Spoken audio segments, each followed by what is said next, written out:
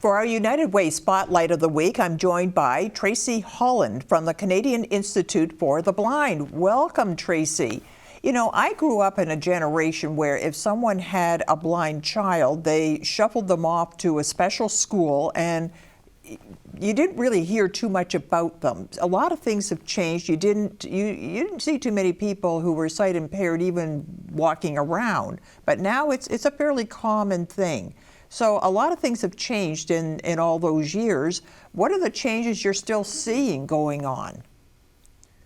Well, that's a good point there, Donna. So yes, there is still a school for the blind, but we also want to make sure that with an inclusive society, that those that are blind or partially sighted have the opportunity to still engage with the community and staying in their community for the most part, and having those supports in those communities for both the rehab side of things as well as the social and emotional things. And of course, we've transitioned quite a lot in the last year, actually, at the CNIB Foundation. I can imagine. So what age group do you deal with? We talk about children, so they might come to your attention at what age and then through to what age?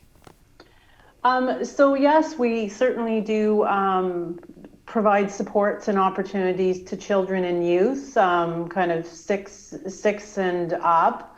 But in terms of Kingston and our demographics here, we really have a larger seniors population, and then we certainly do have some youth. Now, of course, some of our youth still do go to the School for the Blind. That certainly supports them with their academics in a way that is beneficial for them.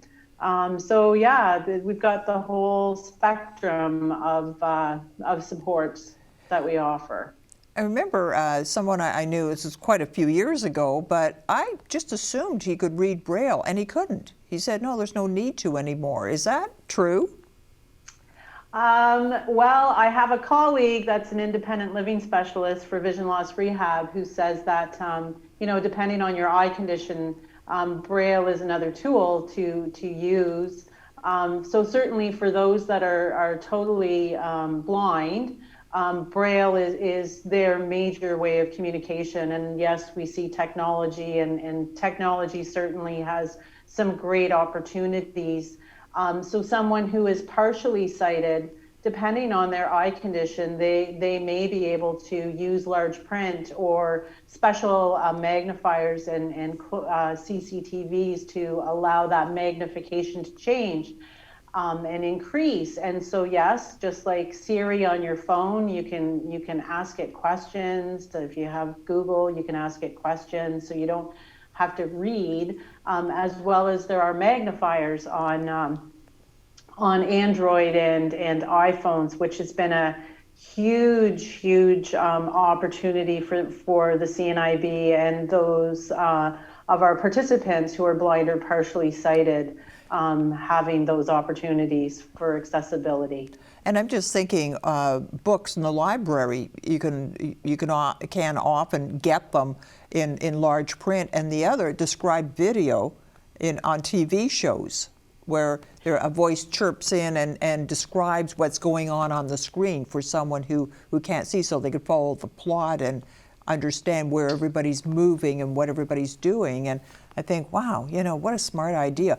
Streetlights, telling people when it's safe to go. And yeah, it really sounds like technology has helped. Yes, yeah. It certainly has. And even in terms of books at the library, so we have the Center for Equitable Library Access, which is actually in Toronto, actually housed in the CNIB location on Bayview, where we have volunteers who read books. So they're audio books, and there's many different ways to access them now, everything from a CD to downloading it on a USB. And you can also get audio books from the library as well, the local library. But most of our participants are dealing directly with the CELA from Toronto, the services there. So it's a full life. It's a rich life that people didn't used to have. And now the United Way has played a big part in your success. Can you tell me about that?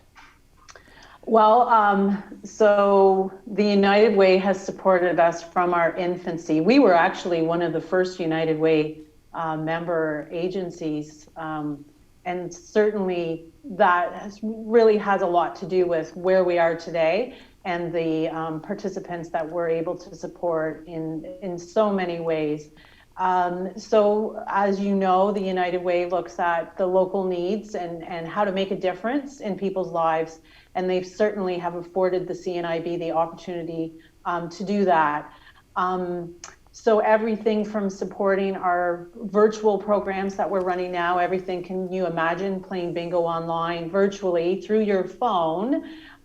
We have social check-in calls. We have our Vision Mate program, a long-standing program that's now virtual. So we're having volunteers do grocery shopping for our participants, as well as social check-in calls that are one person that's matched specifically with one client. They develop a relationship.